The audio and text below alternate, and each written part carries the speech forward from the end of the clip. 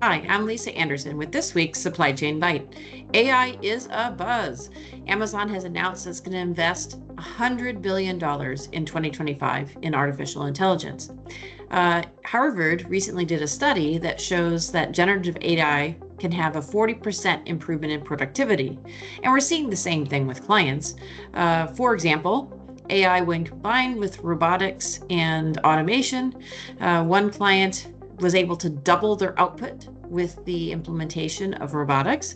Another client, we set up a database that in essence is like a digital twin with some AI capabilities, and it was able to take what actually couldn't even be done in a month to being able to be done in a couple hours of time.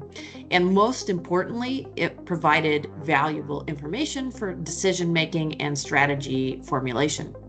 So what's all the buzz? The buzz is that we want to be able to return value to the bottom line, profitable growth, and increase productivity. So what are you thinking about in investing in AI?